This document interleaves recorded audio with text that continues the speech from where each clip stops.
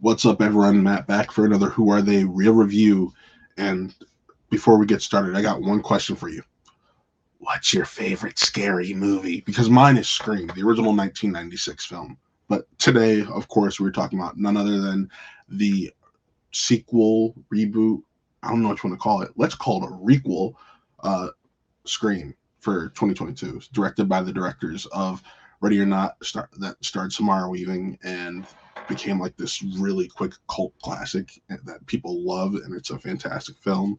And it's part of the reason I was looking forward to this film so much. Um, this is non-spoiler, by the way. This is a non-spoiler review. I'm not going to tell you who the killer is or whatnot, but I do think there is some things in regards to this film that do need to be talked about, and one of those is this film is not exactly what the trailers are selling you, because the trailers have featured a heavy amount of the legacy characters. Well, I want to forewarn you guys, and since this is my review and I'm going to be honest, while this film is great in its acting, its direction, its jump scares, all that, you need to go in with the realization and mindset that this is not the legacy characters film. This is a requel, as they even put it in the film. This every Scream film does its own take on things. The first one, of course, is the horror genre. Second is sequels. Third is trilogies. Fourth is the reboot. And in this one, the fifth one, we take on requels. And for those people who don't know what requels are, there's a very nice definition of it in the film, and it plays central to the plot. I'll just give you the shorter version. A requel is not quite a reboot, not quite a sequel, works as both at the same time to try to revive the franchise while also being a sequel filled with legacy characters, and kind of acts as a passing of the baton. That is a requel, and that is what this film is. So with that in mind, this film primarily centers around Sam, who's played by Melissa Barrera, who those of you who have seen In the Heights was Vanessa this past year in the Heights, and she was phenomenal in that. So I was even more excited after In the Heights to see this film. Uh, she is got a past that we learn about in this film, and that is central to why she is being targeted as the new final girl, the new Sydney, if you will. And Ghostface is trying to bring her back to Woodsboro and kill her, and all the fun stuff we know for Scream. And her sister's friends are kind of the victim pool here and all this stuff. But a lot of the characters in this film are tied to characters from the original film, or have their motives tied to the original film. And I thought that was really cool and really interesting, and a great way to, if you are doing a reboot sequel, to just bring it full circle. I won't tell you who's related to who. I will just say there are two characters who are related to Randy in this film, and they are by far my MVPs. They were funny, they were intelligent, they filled that hole we felt like we were missing in Scream 4. And Scream 4 is arguably, it goes back and forth with Scream 2 as my second favorite in the franchise. Um, they they are the comic relief, the heart and soul of this film, and I love that. But let's talk about the kills, because the kills are ultimately why a lot of people are here. You want the scares, you want the kills, you want all of that fun stuff that you get in a horror movie.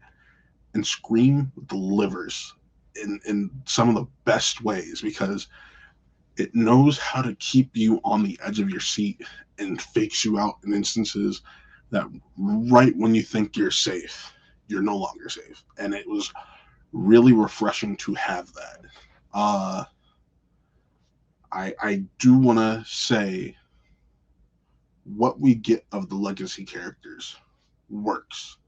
This film stands alone as a Scream film, and it could probably do so without the legacy characters, but it was nice to have them in there to kind of hand off the baton. It was nice to have Dewey. It was nice to have Gail, and of course, it was so nice to have Neve Campbell back as Sydney. and there's a lot of moving pieces. I want to say Jack Quaid was great as Richie, who's Sam's boyfriend. Uh, Jenna Ortega was great as Tara, who is Sam's sister, and just Mason Gooding. There's the whole cast is so fun and full of life, and you could tell they really care. But the direction in general is what makes this film so smart and intelligent, because the this is the first Scream film we're ever getting without Wes Craven, and it could easily continue after this as a rebooted franchise. And if that's the case, just keep these guys at the helm, because if you haven't seen Ready or Not, which the logo is right there on the poster, you should take the time to do so, because these guys did a phenomenal job with that film. I'm kind of mad that I'm blanking on their names right now. But it's a breezy hour and 54-minute runtime. Matthew Bellinelli, Olpin, and Tyler Gillette. Those are the directors. Thank you, IMDb. But if I had to give this film a grade, I'm going with 4 out of 5. And that is because there are times where the acting feels hollow. The first act I felt was a little bit too rushed. But other than that first act, it takes a while for you to be completely on board with what they're doing.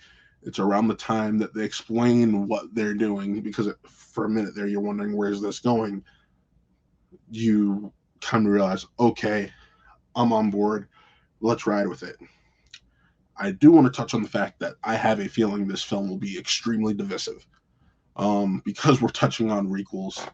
Something that can also go along with that is fandoms, and how fandoms can be toxic. So with that in mind, there are going to be some people that do not like some of the things that are said and touched on in this film. I'm not one of them. I thought it was intelligent. I thought it was smart. And I think that overall, it's what needed to be done for this film to be successful. So, yeah, that's my review on Scream. So I do want to say Scream is going to be exclusively available in theaters. It starts showing tomorrow.